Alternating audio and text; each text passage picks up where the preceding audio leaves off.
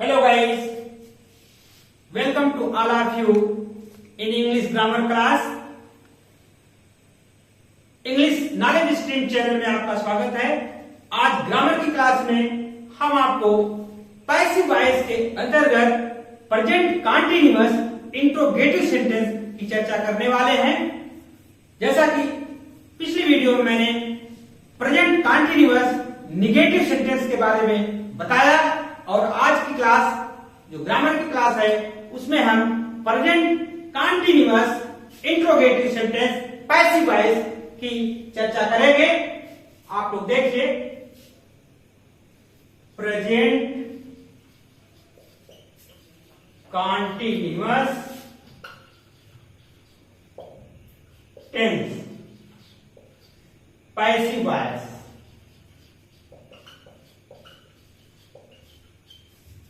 और interrogative sentence.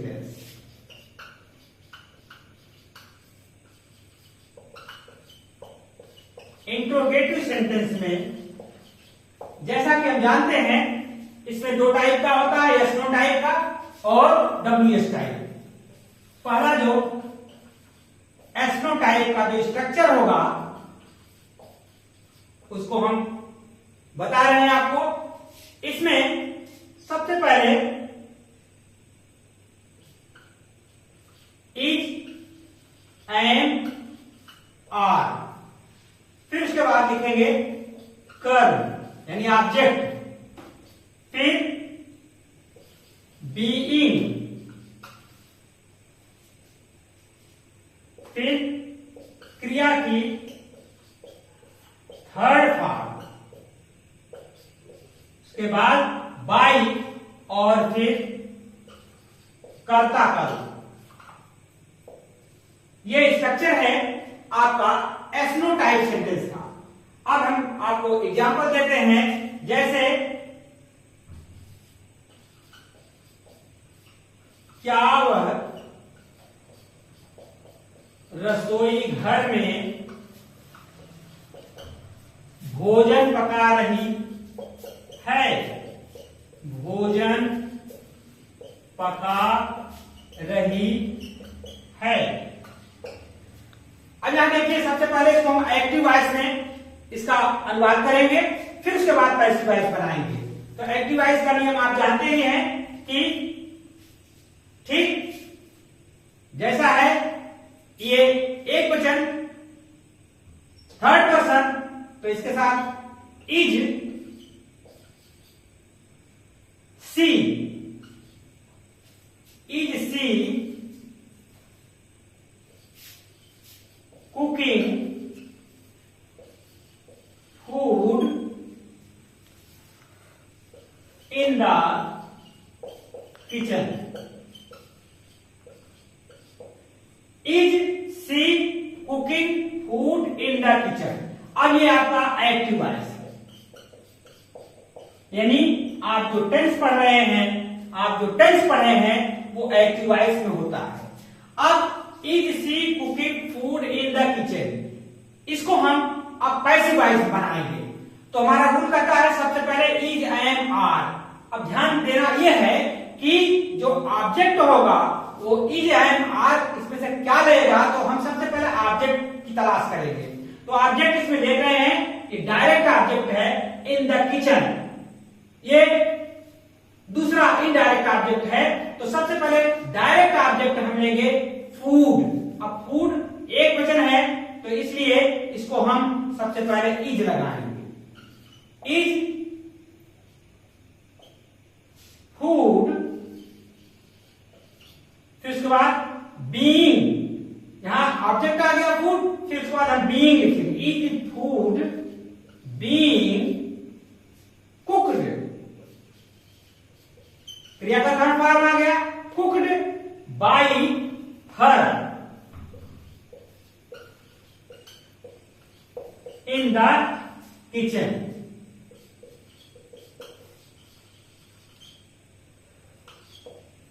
तो is food being cooked in by her in the kitchen. अगर आप in the kitchen by her कर देते हैं फिर भी आपका स्ट्रक्चर ठीक माना जाएगा, सेंटेंस वो भी ठीक माना जाता है। अब हम दूसरा उदाहरण लेते हैं। क्या वह बाजार में संतरे बेच रहा है? इसका सबसे पहले हम एक्टिवाइज करेंगे, यानी ट्रांसलेशन करेंगे, फिर उसका पैसिव बनाएंगे। तो is he selling oranges in the market? तो अनुवाद हुआ, क्या वह बाजार में संतरे बेच रहा है? तो is he selling oranges in the market. अब ध्यान दीजिए, यहां पर ये ऑब्जेक्ट ऑरेंजेस है। एक बात आप ध्यान दिया करें कि जब भी डायरेक्ट ऑब्जेक्ट अगर है सेंटेंस में, तो डायरेक्ट ऑब्जेक्ट को पहले प्राथमिकता के तौर पर उसको पैसिव बनाने के लिए प्रयोग में लाया जाता है। अब यहां पर ये ऑरेंजेस, ये क्या है? ये डायरेक्ट ऑब्जेक्ट है और ऑरेंजेस को हम पहले लेंगे। जब ऑरेंजेस है तो यहां देखिए ये इज लगा हुआ है, एक वचन के कारण यहां इज लगा हुआ था। जब हम ऑब्जेक्ट लेंगे तो इसमें आर का प्रयोग होगा, जैसे हो जाएगा आर, क्योंकि पैसिव वॉइस है। पैसिव वॉइस में ऑब्जेक्ट के अकॉर्डिंग जो वर्ब होती है वो यूज की जाती है। तो are oranges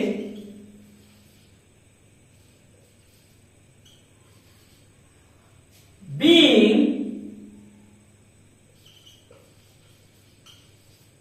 are oranges being sold in the market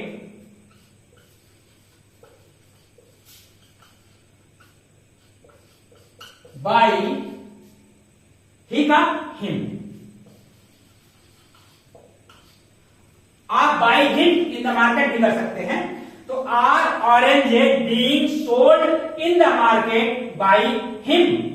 तो आपने देखा कि यहां पर आर का प्रयोग हुआ और यहां पर इज का प्रयोग हुआ, क्योंकि ऑब्जेक्ट एक वचन था तो यहां इज आया, यहां ऑब्जेक्ट प्लूरल नंबर में हो गया, यहां आर आ गया। एक उदाहरण हम आपको और देते हैं।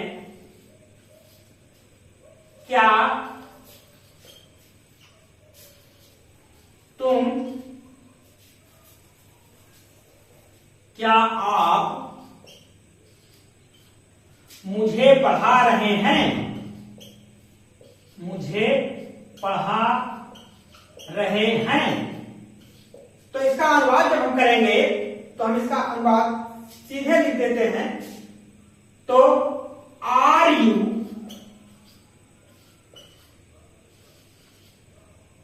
Teaching me? ये एक्टिव वॉइस हुआ।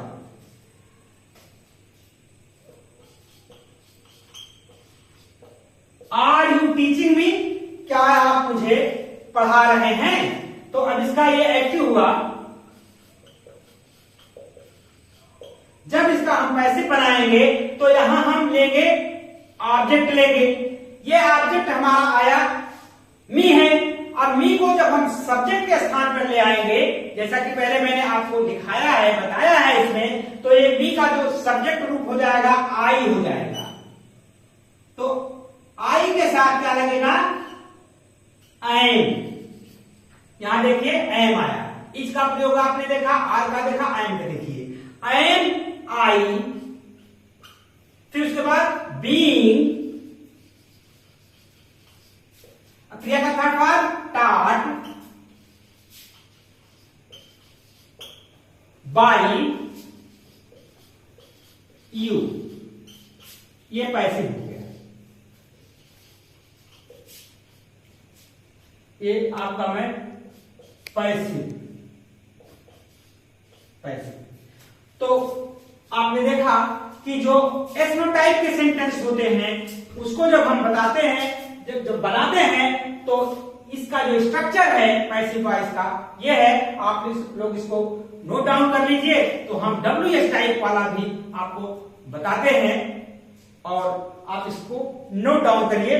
हम इसको इरेज कर रहे हैं, क्लियर कर रहे हैं। जो दूसरा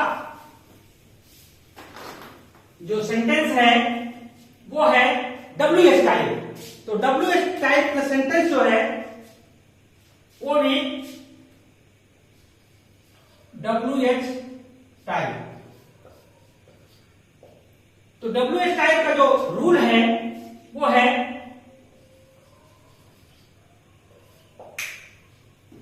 इसमें क्वेश्चन वर्ड, प्रश्न सूचक शब्द, फिर उसके बाद इज, एंड, आर, फिर कर्म, उसके बाद बीइंग, फिर क्रिया का थर्ड फॉर्म, फिर उसके बाद लगाएंगे बाई और फिर लिखेंगे कर्ता। ध्यान दीजिए पैसिव का नियम है। हम एक एग्जाम्पल देते हैं।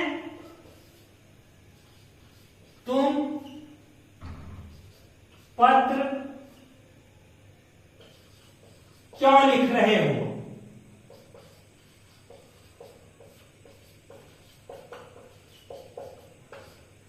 तुम पत्र क्यों लिख रहे हो? इसका जब हम एक्टिव करेंगे तो अनुवाद होगा why are you writing a letter. तुम पत्र क्यों लिख रहे हो? Why are you writing a letter. ये हुआ एक्टिव। जब इसका हम पैसिव करेंगे तो प्रश्न सूचक शब्द क्वेश्चन वर्ड पहले आएगा वाई, वाई, फिर उसके बाद EMR में से यहां पर आर का प्रयोग है क्योंकि यू है, लेकिन यहां ए लेटर है। ऑब्जेक्ट के अनुसार हमें क्रिया यूज करनी है। तो वाई इज ए लेटर, कर्म हो गया लेटर, फिर being, why is a letter, being, verb की थर्ड फॉर्म क्या हो जाएगा? राइट का थर्ड फॉर्म हो जाएगा रिटेन, बाई, यू का यू ही रखा है। ये पैसिव हो गया। एक एग्जांपल और देते हैं।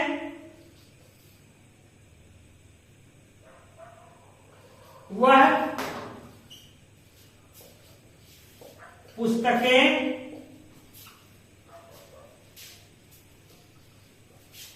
कहां खरीद रहा है? एक्टिव है। जब इसका अनुवाद करेंगे तो वेयर इज ही, वेयर हुआ क्वेश्चन वर्ड, फिर इज हुआ, ही था इसलिए हुआ, where is he, where is he buying, active है, इसका रूल अप्लाई नहीं होगा। Where is he buying the books, ये एक्टिव है।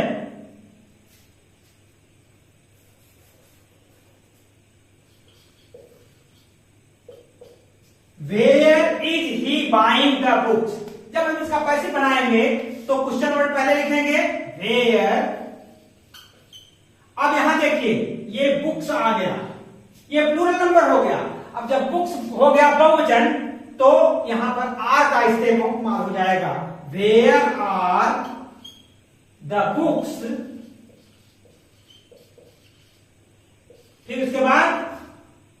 For being bought by he का him और ये पैसे।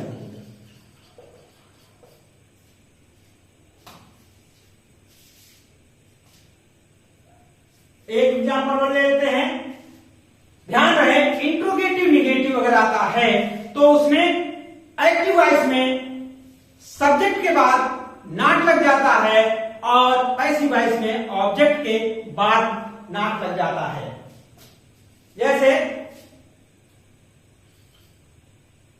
वे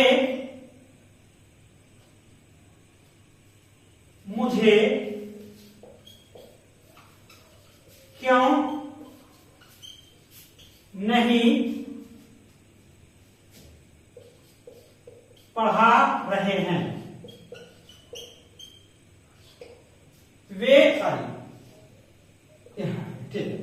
वे मुझे क्यों नहीं पढ़ा रहे हैं तो why are एक्टिवाइज कर रहे हैं। why are they not teaching me? Why are they not teaching me? तो यहां पर देखिए कर्ता के बाद नॉट लगा है, लेकिन एक बात आप और समझ लीजिए, ये अगर why are not they teaching you, आप अगर स्पोकन कर रहे हैं, बोल रहे हैं, तो why are not they teaching me अगर ऐसे भी लिखते हैं तो भी सेंटेंस सही माना जाएगा। आप कोई भी रास्ता अपना सकते हैं। तो अब इसको हम कैसे बना रहे हैं, तो why, अब यहां देखिए मी है, ये मी ये इधर आएगा तो ये एम का प्रयोग हो जाएगा। why am I not, यहां तक के बाद नॉट लग गया। why am I not being taught by, देखा देम हो जाएगा, तो ये एक्टिव हो गया और ये पैसिव हो